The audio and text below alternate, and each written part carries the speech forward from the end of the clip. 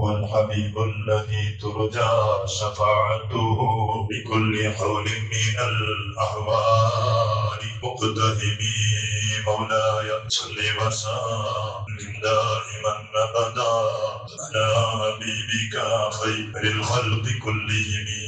മഹതിയായ ബീബി ആയിഷ റളിയല്ലാഹു അൻഹ, ആയിഷ ബീബിയോട് ആളുകൾ പോയി ചോദിച്ചു, കൈഫ കാന ഖുലുഖു റസൂലില്ലാഹി സ്വല്ലല്ലാഹു അലൈഹി വസല്ലം. ആയിഷ ഉമ്മ ബീബിമായ തങ്ങളോടൊപ്പം ഒരുപാട് കാലം ഒന്നിച്ച് ഒരു ഭാര്യയായി കഴിയാൻ അവസരം കിട്ടിയ ഉമ്മയാണല്ലോ നിങ്ങൾ. ഏതൊരു മനുഷ്യന്റെയും സ്വഭാവങ്ങളൊക്കെ നല്ല രൂപത്തിൽ അത് വെളിപ്പെടുന്നത് വീട്ടുകാരോടും കുടുംബങ്ങളോടും ഭാര്യയോടുമാണ്. ഇപ്പൊ നാട്ടിൽ നല്ല പ്രമാണിയായിരിക്കും, നാട്ടിൽ എല്ലാവർക്കും വലിയ ഉപകാരിയായിരിക്കും. പക്ഷെ വീട്ടിലുള്ള ഭാര്യയോട് മക്കളോടൊക്കെയും പല പരുക്കമായ സ്വഭാവത്തിൽ പെരുമാറുന്നവരായിരിക്കും നമ്മളിൽ പലരും. ആയിഷ ബീവിയോട് ചോദിച്ചു, ഒന്നിച്ച് ഒരുപാട് കാലം ജീവിതം നയിച്ചവരല്ല, അഭിമായ തങ്ങളുടെ സ്വഭാവം എങ്ങനെയായിരുന്നു എന്ന് ചോദിച്ചു. ആര്യായ ബീവി ആയിഷ റളിയല്ലാഹു അൻഹയുടെ മറുപടി, കാന ഖുലുഖുഹു അൽ ഖുർആൻ. റസൂലുള്ളാഹി തങ്ങളുടെ സ്വഭാവം അത് ഖുർആനായിരുന്നു എന്ന് പറഞ്ഞു. തങ്ങളുടെ സ്വഭാവം ഖുർആനായിരുന്നു. ഖുർആൻ എങ്ങനെ പറഞ്ഞു? ഖുർആനിൽ ഏതൊക്കെ സ്വഭാവമാണോ മുഅ്മിനീങ്ങളോട് അല്ലാഹു തആല നിർദ്ദേശിച്ചത്, ആ ഒരു സ്വഭാവത്തിലായിരുന്നു ഹബീബായ മുത്തായ റസൂലുള്ളാഹി സ്വല്ലല്ലാഹു അലൈഹി വസല്ലം തങ്ങൾ ജീവിച്ചത്.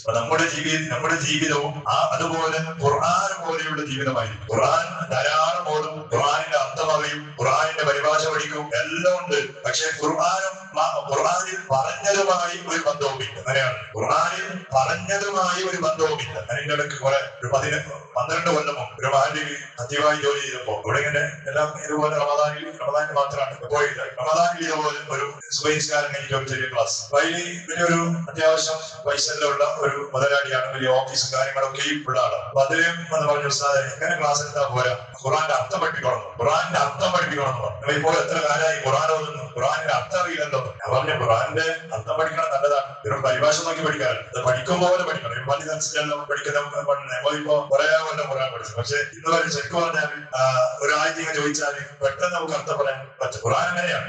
ഒരാഴ്ച ചോദിച്ചു ഉസ്താദിന്റെ അർത്ഥം എന്താണെന്ന് ചോദിച്ചാൽ നമുക്ക് പെട്ടെന്ന് പറയാൻ പറ്റും. പിന്നെ അതിന്റെ തഫ്സീറൊക്കെ നോക്കി ചിലപ്പോ അത് പഠിച്ചിട്ട് പറയേണ്ടി വരും. ഇതാണ് ഖുർആൻ എന്ന് പറഞ്ഞത്. പരിഭാഷ പോലെ ഉണ്ടല്ലോ, പരിഭാഷ ഇങ്ങനെ ഖുർആൻ എഴുതിയിട്ടുണ്ടാവും, ഇംഗ്ലീഷിലുണ്ടാവും, മലയാളത്തിലുണ്ടാവും, കന്നഡത്തിലുണ്ടാവും, തമിഴിലുണ്ടാവും. അത് നോക്കിയിട്ട് പഠിക്കേണ്ടതല്ല, നല്ലതാണ്. ചിലപ്പോൾ അതിങ്ങനെ അർത്ഥം പറഞ്ഞിട്ട് ഖുർആൻ ഓതുമ്പോൾ പ്രത്യേകമായ ഒരു ഫീലിംഗ് ഒക്കെ നമ്മുടെ മനസ്സിൽ വരും. പക്ഷെ അത് മാത്രം പോരാ. അയാളോട് ഞാൻ ചോദിച്ചു, വലിയ മലയാളത്തിൽ വലിയ ഓഫീസും കാര്യങ്ങളെല്ലാം ഉള്ള മനുഷ്യനാണ്. ഞാൻ ചോദിച്ചു, അർത്ഥം പഠിച്ചാൽ മതിയോ അതുപോലെ ജീവിക്കേണ്ട ചോദിച്ചു. അതാരും ജീവിക്കാത്ത എല്ലാം ഖുർആൻ പോലെ ജീവിക്കുന്നുണ്ടോ ചോദിച്ചു. ഞാൻ പറഞ്ഞു, വലിയ ഓഫീസും കാര്യങ്ങളിലും ഉള്ള ആളല്ലേ, ആ ഓഫീസിൽ എത്ര പെണ്ണുമക്കൾ പണിയെടുക്കാൻ ചോദിച്ചു. അപ്പൊ കൂടുതൽ ക്ലർക്കും ആയിട്ടുള്ള പെണ്ണുമക്കളാണ്. നിങ്ങളുടെ കുടുംബക്കാരാണ് ചോദിച്ചു. നിങ്ങളുടെ കുടുംബത്തിൽപ്പെട്ട പെണ്ണുങ്ങളാണോ? അല്ലപ്പോ അത് വർക്കാറല്ലേ, നിങ്ങൾ ഒരു നോക്കാനുണ്ടോ ചോദിച്ചു. ഒരു നോക്കാനുണ്ടോ? ഒരു സംസാരം അങ്ങോട്ടും ഇങ്ങോട്ട് സംസാരിക്കുന്നുണ്ടോ, സംസാരം കേൾക്കുന്നുണ്ടോ ചോദിച്ചു. അതിന് പണിയെടുക്കുമ്പോ വേണല്ലോ, ചിലപ്പോ നോക്കേണ്ടി വരുമല്ലോ. ഞാൻ മുതലേ നോക്കേണ്ടി വരുമല്ലോ, ഒരു സ്വന്തം കേൾക്കേണ്ടി വരുമല്ലോ. എന്നാ നിങ്ങൾ ചെയ്യുന്നത് പരിശുദ്ധമായ ഖുർആനിന്റെ പറഞ്ഞതിനെതിരല്ലേ. ഖുർആൻ എന്താ പറഞ്ഞത്? ഖുർആന്റെ അർത്ഥം പഠിക്കൽ എന്നൊരു വിഷയം. ഒരാൾ ഖുർആൻ നല്ലോണം അർത്ഥം പഠിച്ചത് ഖുർആൻ പറയുന്നത് നിസ്കരിക്കണോ, നിസ്കരിച്ചില്ലെങ്കിൽ ഓൻ അർത്ഥം പഠിച്ചതിന്റെ കാര്യം. നോമ്പ് നോക്കണം ഖുർആൻ പറഞ്ഞു, അർത്ഥം നല്ലോണം പഠിച്ച് ഓ നോമ്പ് നോക്കുന്നില്ല, എന്താ അതുകൊണ്ട് കാര്യം? പരിശുദ്ധമായ ഖുർആൻ മുഅ്മിനീങ്ങളോട് വിളിച്ചു പറഞ്ഞ എന്താ? ഓ മുഅ്മിനീങ്ങളെ, നിങ്ങൾ അന്യ പെണ്ണുങ്ങളെ കണ്ടാൽ നിങ്ങളുടെ കണ്ണടച്ചുടിക്കണം, നോക്കാൻ പാടില്ല. അന്യ പെണ്ണിനെ നോക്കാൻ പാടില്ല. ആദിയായ ബീവി ആയിഷ റളിയല്ലാഹു അൻഹ, ആയിഷ ബീവി റളിയല്ലാഹു അൻഹയും ഹബീബായ മുത്തായ റസൂലുള്ളാഹി സ്വല്ലല്ലാഹു അലൈഹി വസല്ലം തങ്ങളും ഇരുന്ന് സംസാരിക്കുമ്പോ കണ്ണ് കാണാത്ത ഒരു സ്വഹാബി ഹബീബായ തങ്ങളുടെ അടുത്ത് അയാൾക്ക് 2 കണ്ണിന് കാഴ്ച. അപ്പോ വന്നപ്പോ ആദിയായ ബീവി ആയിഷ റളിയല്ലാഹു അൻഹ സാധാരണ ആരെങ്കിലും അന്യ പുരുഷന്മാർ വന്നാലും മാറി നിൽക്കുന്ന പെണ്ണാണ്. എത്രത്തോളം പറഞ്ഞ ആയിഷ ബീവിന്റെ ചരിത്രം റസൂലുള്ളാഹി സ്വല്ലല്ലാഹു അലൈഹി വസല്ലം തങ്ങളെ ദഫൻ ചെയ്തത് ആയിഷ ബീവിയുടെ വീടിന്റെ ഉള്ളിലാണ്. ഇപ്പൊ റസൂലുള്ളാഹിന്റെ ആ പരിശുദ്ധമായ ഖബർ ഷരീഫുണ്ട്. പിന്നെ റസൂലുള്ളാഹി വഫാത്തായിട്ട് കുറച്ച് കഴിയുമ്പോ മഹാനായ സയ്യിദുനാ അബൂബക്കർ സിദ്ദീഖ് റളിയല്ലാഹു അൻഹു വഫാത്തായി. അവരുടെ റസൂലുള്ളാഹിന്റെ തൊട്ടടുത്ത ഒന്നായാണ് ഭർത്താവാണ്, മറ്റൊന്നായാണ് ഉപ്പയാണ്. അബൂബക്കർ സിദ്ദീഖ് ആയിഷ ബീവിന്റെ ഉപ്പയാണ്. അങ്ങനെ കുറച്ചു കാലം കഴിയുമ്പോഴാണ് സയ്യിദുനാ ഉമർ റളിയല്ലാഹു അൻഹു വഫാത്തായി. ഉമർ തങ്ങളുടെ മകളുടെയാണ് അബൂബക്കർ സിദ്ദീഖ് തങ്ങളുടെ ഖബറിന്റെ വടക്കം. അങ്ങനെ റസൂലുള്ളാഹി തങ്ങൾ വഫാത്തായി, അബൂബക്കർ സിദ്ദീഖ് വഫാത്തായപ്പോ സ്വന്തം വീട്, ആ വീടിന്റെ ഉള്ളിൽ ഇഷ്ടം പോലെ വന്നു പോവും, അവിടെ തന്നെ വേണ്ടതുപോലെ പരിഗണിക്കണമെന്നില്ല, അങ്ങനെ വന്നു പോകുന്ന ഒരു ചുറ്റുപാടായിരുന്നു. പിന്നെ അവിടെ ഉമർ തങ്ങളെ ഖബറടക്കിയതിന് ശേഷം ഒരിക്കൽ പോലും ആയിഷ ബീവി ഔറത്ത് മറക്കാതെ അന്യപുരുഷന്റെ മുന്നിൽ എങ്ങനെയാണോ വരേണ്ടത് ആ രൂപത്തിലല്ലാതെ ആ സ്ഥലത്തിലേക്ക് വന്നിട്ടില്ല എന്നതാണ് ചരിത്രം. ആരാണ്? മരിച്ചു കിടക്കുന്ന ഉമർ തങ്ങളാണ്. മരിച്ചു കിടക്കുന്ന ഉമറാകുന്ന അന്യപുരുഷന്റെ മുന്നിൽ പോലും അയാത്തുള്ള ആയിഷ ബീവി ഔറത്ത് മറക്കാതെ വന്നില്ല എന്നാണ്. സുബ്ഹാനല്ലാഹ്. അതിന്റെ ഖുർആൻ അവ ഇങ്ങനെ സംസാരിക്കുമ്പോ കണ്ടു കാണാത്ത ഒരു സ്വഹാബി ആയിഷ ബീവി മാറിയില്ല. കാരണം എന്താ? ഞങ്ങൾക്ക് കാണുന്നില്ല, അവർക്ക് കാഴ്ചയില്ല. ഞങ്ങളെ മാറി നിൽക്കുന്നത് ഹബീബായ ഞങ്ങൾ ആയിഷ ബീവിയോട് ചോദിച്ചു, എന്താ ആയിഷ നീ മാറി നിൽക്കാത്ത ചോദിച്ചു. ആയിഷ ഞങ്ങൾക്ക് കാണുന്നില്ല. ആയിഷയോട് റസൂലുള്ളാഹി നിൽക്കാണെന്നില്ല ചോദിച്ചു. അയാൾക്ക് തന്നെ കണ്ണിന് കാഴ്ച ചെയ്താലേ നിനക്ക് എന്നെ പുരുഷനെ കാണാൻ പറ്റുമോ ആയിഷ? നിനക്ക് കണ്ണിന് കാഴ്ചയില്ലേ? അയാൾക്ക് എന്നെ കാണാത്തത് നീ എന്താ മാറിക്കാത്ത ചോദിച്ചു. ഇതാണ് മുഹമ്മദ് റസൂലുള്ളാഹി സ്വല്ലല്ലാഹു അലൈഹി വസല്ലം. അയാളോട് ഞാൻ ചോദിച്ചു, അന്യപുരുഷനെ സ്ത്രീയെ കാണാൻ പറ്റുമോ? അന്യപുരുഷനോട് സ്ത്രീയോട് സംസാരിക്കാൻ പറ്റുമോ? എന്റെ ഓഫീസിന്റെ പണിക്കാർത്തി എന്ന രൂപത്തിൽ പ്രത്യേകമായ എന്തെങ്കിലും ഒരു ഓഫർ ഇസ്ലാം തന്നിട്ടുണ്ടോ? ഇസ്ലാമിന്റെ ഒരേ ഒരു ആയത്താണ്. ലോകത്തിൽ ഖിയാമത്ത് നാൾ വരെ വരുന്ന മുഅ്മിനീങ്ങളോട് എന്താ? ഖുൽ ലിൽ മുഅ്മിനീന, ഓ നബിയേ മുഅ്മിനീങ്ങളോട് നിങ്ങൾ പറയൂ, യഗുദ്ദൂ അബ്സാറഹും, അന്യ പെണ്ണിനെ കണ്ടാൽ അവർ കണ്ണ് ചുമ്പട്ടെ നബിയെ. പെണ്ണുങ്ങളോടും അതുപോലെ പറയൂ നബിയെ, അന്യപുരുഷന്മാരെ കണ്ടാൽ കണ്ണടച്ചു പിടിക്കട്ടെ, നോക്കണ്ടാണ്. അപ്പൊ ഇതിന്റെ ആയത്തിന്റെ അർത്ഥം പഠിച്ച് ഉഷാറാണ്. അതിന്റെ അർത്ഥം പഠിച്ചിട്ട് പെണ്ണ് കാണുമ്പോ കണ്ണ് വലുതാക്കിയിട്ട് നോക്കുന്നുണ്ടെങ്കിൽ അർത്ഥം പഠിച്ചിരുന്ന കാര്യം പഠിക്കേണ്ടതല്ല. നമ്മുടെ ജീവിതം ഖുർആനാവണം. ചിലപ്പോ അർത്ഥം അറിയാത്ത ആളായിരിക്കും നിസ്കരിക്കുന്നുണ്ടാവും, അൽഹംദുലില്ലാ അർത്ഥം അറിയാത്ത ആളായിരിക്കും. പക്ഷെ ഖുർആനിന്റെ എല്ലാ സ്വഭാവവും അയാളുണ്ടാവും. കാണുമ്പോൾ നല്ല സൗഹൃദം, കുടുംബബന്ധം പുലർത്തുന്നു, കാണുമ്പോൾ സംസാരിക്കുന്നു, ചിരിക്കുന്നു, ശുദ്ധമായ മനസ്സാണ് ഒരാളുടെ എല്ലാം അറിയും. പക്ഷെ എപ്പോഴൊക്കെയെങ്കിലും കിബിർ, ഹസദ്, ഉള്ളിൽ കുശുമ്പ്, കുറുമ്പ്, കുടുംബത്തോട് സംസാരിക്കാതെ കൊല്ലങ്ങളായി കാണുമ്പോ ചിരിക്കൂല. ഖുർആനിന്റെ അർത്ഥം നല്ല ഉഷാറാണ്. വലിയ ആലിമാണ്, തലകെട്ടുണ്ട്, കമീസുണ്ട്, എല്ലാം ഉണ്ട്. ഖുർആൻ പറഞ്ഞൊരു സ്വഭാവം ഇല്ല. എന്റെ കാര്യം കേട്ടുണ്ടോ? അതാണ് ആയിഷ ബീവി റളിയല്ലാഹു അൻഹ പറഞ്ഞത്. റസൂലുള്ളാഹി തങ്ങളുടെ സ്വഭാവം അതുണ്ടായിരുന്നു. അത് അൽ ഖുർആനായിരുന്നു. റമദാനിൽ ഖുർആൻ ധാരാളം ഓതണം.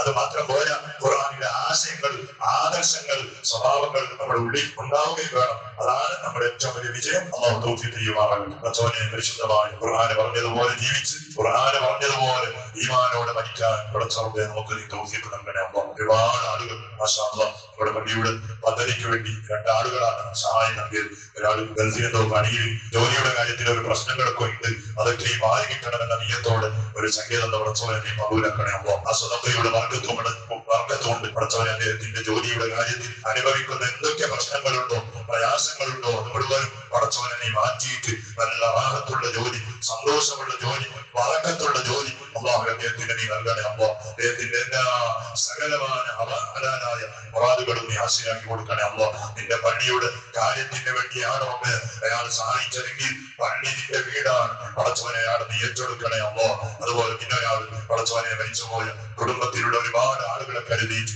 അതുപോലെ ഗൾഫിലുള്ള മക്കളുടെ ജീവിതം കൈയാകണം എന്ന് കരുതിയിട്ട് പിന്നെ ഒരാൾ സഹായം തന്നു. അല്ലാഹ് നീ സ്വീകരിക്കണേ അല്ലാഹ്. നിന്റെ നവാബ് മരിച്ചുപോയ അദ്ദേഹത്തിന്റെ ഉമ്മ, ഉപ്പ, സഹോദരന്മാർ, ഭാര്യയുടെ കുടുംബത്തിൽ നിന്ന് മരിച്ചുപോയവർ, അവരുടെയൊക്കെല്ലാം നീ എത്തിച്ചു കൊടുക്കണേ പടച്ചവനെ. അല്ലാഹ് അവരുടെ ഖബർ നീ വെളിച്ചമാക്കല്ലോ. ഇന്ന് വരെ നമ്മുടെ പള്ളിക്ക് വേണ്ടി ഒരുപാട് ആളുകൾ പടച്ചവനെ സഹായിച്ചവരാണ്. അവരിൽ നിന്ന് ആരൊക്കെ കുടുംബങ്ങൾ മരിച്ചുപോയോ അവർക്കെല്ലാം നീ സ്വർഗം നൽകണേ അല്ലാഹ്. സ്വർഗം നൽകണേ അല്ലാഹ്. മഗ്ഫിറത്തും മർഹമത്തും നൽകി നീ അനുഗ്രഹിക്കണേ അല്ലാഹ്.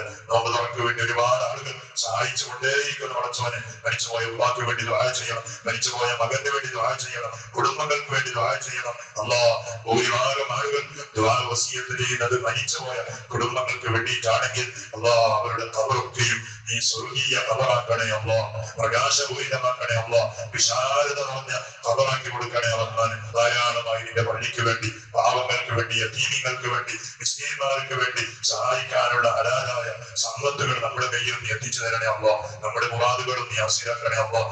രോഗങ്ങൾ മാറ്റി തരണേ അല്ലാഹ്. കടങ്ങൾ വീടി തരണേ അല്ലാഹ്. ജീവിതത്തിൽ ബറക്കത്ത് താ അല്ലാഹ്. അപകടങ്ങളിൽ നിന്റെ കാവൽ താ. ഗൾഫിലും മറ്റും അധ്വാനിക്കുന്ന നമ്മുടെ എല്ലാ കുടുംബങ്ങളും, നാട്ടുകാർ, സ്നേഹിതന്മാർ, ആഫിയത്തോടുകൂടിയുള്ള ദീർഘായുസ്സുള്ളവരെയും ഞങ്ങളെയും നീ അനുഗ്രഹിക്കണേ അല്ലാഹ്. പരിശുദ്ധമായ ഹറമിന്റെ മുറ്റത്തിൽ നിന്റെ വിരുന്നുകാരായി നമ്മുടെ നാട്ടിൽ നിന്ന് കടന്നു ചെന്ന ഒരുപാട് ആളുകളുടെ പടച്ചവനെ, അവർക്ക് നീ ആഫിയത്ത് നൽകുന്നു, ആഫിയത്ത് നൽകുന്നു, ആഫിയത്ത് നൽകുന്നു. അവർ ചെയ്യുന്ന ഇബാദത്തുകൾ സ്വീകരിക്കണേ അല്ലാഹ്.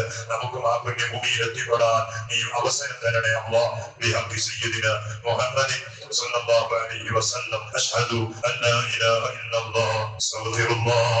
اللهم إني أسألك الجنة وأعوذ بك من النار. اللهم ارحمني يا أرحم الراحمين. حسبنا الله ونعم الوكيل، نعم المولى ونعم النصير. حسبنا الله ونعم الوكيل، نعم المولى ونعم النصير. حسبنا الله ونعم الوكيل، نعم المولى ونعم النصير. صلى الله على محمد صلى الله